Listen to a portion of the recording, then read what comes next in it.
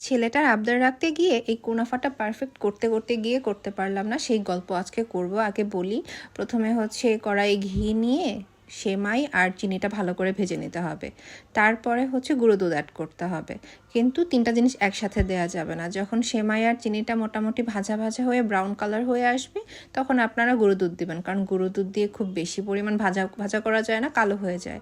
আর এই সেমাইটা রান্না করতে হয় চুলার পাশে দাঁড়িয়ে নাড়ানাড়ি করতে করতে। আপনি মাল্টিটাস্কিং করতে করতে এটা পারফেক্টলি কখনোই করতে পারবেন না, কারণ সেমাইটা একটু কোথাও লেগে গেলে, দুধটা কোথাও লেগে গেলে এটার টেস্ট অনেক হেরফের হয়ে যায়। তো যাই হোক, এই তো আমি এখন গুঁড়ো দুধটা অ্যাড করে নিচ্ছি। এই ভালো করে নাড়াচাড়া করে 5 মিনিট পরে আমি এটা নামিয়ে নিয়েছি। এটার প্রসেসটা কমপ্লিট হয়ে গেছে। তো এটা এক সাইডে হচ্ছে ঠান্ডা করতে দিয়ে আমি চুলায় আগে থেকে দুধ গরম করে রেখেছিলাম।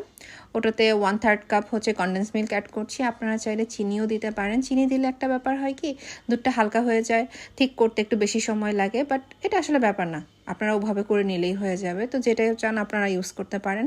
আমি একটু ফুল ক্রিম মিল্ক অ্যাড করেছি যাতে হচ্ছে ক্রিমিনেসটা একটু বাড়ে। আমি ডানো ক্রিম অ্যাড করেছি, আপনারা চাইলে জাস্ট কর্নফ্লাওয়ার দিয়েও কাজ চালিয়ে নিতে পারবেন। আসলে এটা হচ্ছে দুধটাকে ঘন করার জন্য।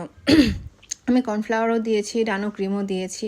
তো 2 চামচ কর্নফ্লাওয়ার হচ্ছে দুধের সাথে একটু মিশিয়ে একটা কাপে আলাদা করে মিশিয়ে দেন হচ্ছে গিয়ে ওই কর্নফ্লাওয়ার মেশানো দুধটা আস্তে আস্তে করে দুধের সাথে মেশাবেন, অল্প অল্প করে, নয়তো লাম্পস হয়ে যাবে, এটা একদম টেস্টটা নষ্ট হয়ে যাবে। তো যাই হোক, মোটামুটি যখন মালাইটা ঘন হয়ে আসবে তখন এখন সার্ভ করার পালা। একটা ট্রেতে হচ্ছে গিয়ে আপনারা ওই ভাজা সেমাইটা নিচে একটা লেয়ার করে নেবেন মোটা করে। তার উপরে হচ্ছে মালাইটা মোটামুটি একটু ঠান্ডা হলেই, পুরোপুরি ঠান্ডা আমি করিনি, আমি মোটামুটি দেখতেই পাচ্ছেন ধোয়া উঠছে, তো মোটামুটি একটু ঠান্ডা করে আমি এটাতে ঢেলে দিয়েছি। তার উপরে হচ্ছে গিয়ে আরেকটু যে বাকি সেমাইটা আছে এটা উপরে লেয়ার করে দিয়েছি। দেন হচ্ছে ইচ্ছা মতো ড্রাই ফ্রুটস দিয়ে নিয়েছি নিজের পছন্দ মতো। তো এই তো আমার মোটামুটি গোছানো শেষ হয়ে গেলে আমি হচ্ছে একটা সাইডে নিয়ে একটু ভিডিও ছবি টবি তুলছিলাম। আর আমার ছেলে এই অবস্থায় ঘুম থেকে উঠে গেছে। এই পুরো প্রসেসটা আমি শান্তিতে করেছি, বাট শেষে সে ঘুম থেকে উঠে গেছে, দেখে তার খেতে ইচ্ছে করেছে। সে মোটামুটি বারবার আমার ট্রেতে হামলা করছিল। তো কি করা, এখন এই গরমটা দেবো কি দেবো না করতে করতে ভাবলাম আসলে ওর জন্যই তো করা, ও একটু শান্তি করে খেলে তো ভালো লাগে। তো এক সাইড থেকে কেটে তাকে দিয়ে দিয়েছি ট্রের একটা সাইড থেকে। ট্রের একটা সাইড থেকে যখন আমি কুনাফাটা কাটছিলাম, আরেকটা সাইডের মালাই সেই জায়গায় এসে ভরে গেছে।